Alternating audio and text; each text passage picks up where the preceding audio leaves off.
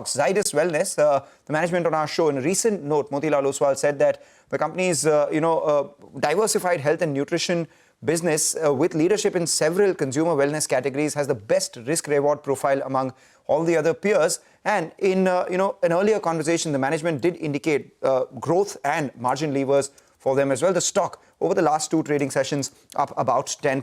Tarun Arora, the CEO of Zydus Wellness, joins in, obviously, the 3 talking points: health and nutrition, the mega trends, portfolio penetration targets that the company would have, and growth potential amidst competition in this space from the new brands too. Thanks a lot, Tarun, for joining in. Wish you, your team, a very happy new year. And as, the norm is, the by default New Year resolution is to eat healthier and get on to the fitness way or fitness journey at the start of each year. No better than, consuming some of your products, because there is sugar-free, there is protein, and there are some of the functional beverages as well. So just to speak about this consumer mega trend, I wanted to understand what is the total addressable market in each of the categories that you operate in right now, and how is that growing? If you could give us a sense on that, and then give us your right to win in these categories by increasing penetration. So, good morning and Happy New Year, Mangalam, and all the viewers of CNBC. Thanks for having me here and capturing a little bit about Zydus Wellness. Fact is that we are at a very interesting time, and New Year is not just the time when, wellness is not just a New Year resolution anymore, but it's a way of life, and that transition actually is happening where consumers actually are making behavior shifts in terms of making healthier choices every day. New Year is a good time when we reach out to them to reevaluate what they're having, whether it's sugar substitutes in form of sugar-free or protein bars, etc. Now, where does Zydus Wellness really fit in from the current trend, and what's really happening is, I think as consumers are, evolving and moving towards healthier options, we looked at what are the broad trends and how do we really fit in and how do we make them more relevant and play in a larger game. So the fact is that if I look at the broad trends that are relevant from a consumer today, they're all concerned about excess sugar. So sugar substitute, sugar-free comes in.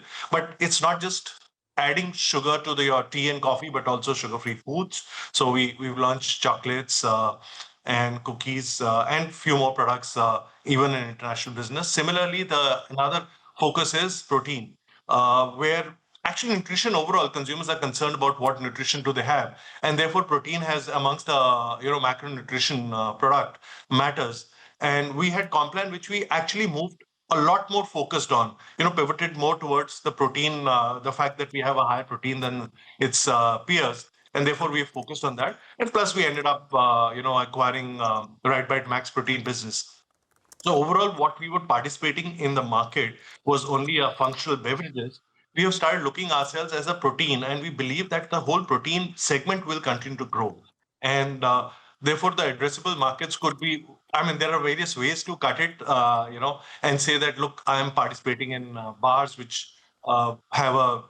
Tarun, sorry, allow me to come in. Good morning, Prashant here, and Happy New Year to you and your team. Good to be speaking with you. Could you give us for these 2 segments, right, which is sugar and or sugar-free products, in the segment that you with the sub-segment you are in that broad category, what is the size of the market and what's your share? So in just sugar substitutes, the category is sub 400 crores, and we are a 96% share as reported by IQVIA Nielsen. But we are participating in a much larger space. What about same numbers for protein, Tarun, if I can get that from you? Protein segment, again, is not properly defined by any syndicated data, but my sense is there will be anything between 1,000 to 2,000 crores can expand, because every day there are new formats coming in. Just the bars, cookies, and chips that we participate may be closer to what I mentioned, but the numbers are changing because there are so many players and so many new formats coming. So there may not be a specific number which I can hold myself to. Fair enough, 1,200 odd crores roughly, but we won't hold you to those numbers. In the first segment, which is sugar, I know. I mean, at a high level, penetration levels and it's so low across products in India that it is, as Mr. Muthoot earlier in another context said, there's room for everyone, and I guess that's true for most sectors. But is there, these super drugs, so-called the Ozempics and all this, and some of them go off patent, by the way, early this year, and it's become the fastest growing drug, in about 6 months of its launch. So very, very fast adoption. Do you think, and there is research and some evidence that it's not just weight loss and diabetes, etc., which they help with, but a bunch of other things as well. I'm not getting into side effects, and that's another debate. But they've already become very popular, and perhaps they will grow even further as prices come off. Is that a kind of a competition? So every substitute will be in a way that if consumers are to look for a healthier lifestyle, reduce their weight, we'll look at all various substitutes. In a way, you could call it a competition, but the way I look at it is, if you want to cut sugar, which is very important for your weight reduction, for a healthier lifestyle, actually not just weight reduction, we're not wanting to get into weight reduction, but a healthier lifestyle where excess sugar is not very good. We're saying we have a set of products which includes sugar-free, which we are offering under various products.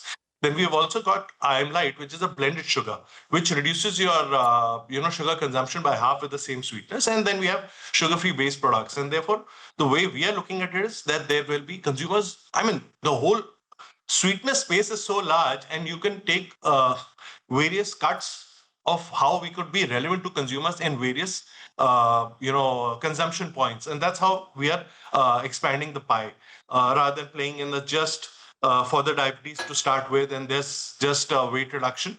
I think there is everyday health is important to us, and therefore we are looking at how do we play in a much larger play. Just the packet sugar, I read 5,000 crores. Now we've got blended sugar, which is very minuscule from that point of view, but we've got that so that from your regular sugar you can reduce, and it's blended with stevia, very safe, natural, and you could consume that. So we are looking at various innovations which allow consumer to live a healthier lifestyle every day through some of these products. There are two of us in the studio. One of us needs both your products, which is me. I don't think Mangalam needs anything. As we started the conversation, you guys started talking about sugar and sugar. I'm a consumer. I switched to green tea from coffee. So go on, Mangalam.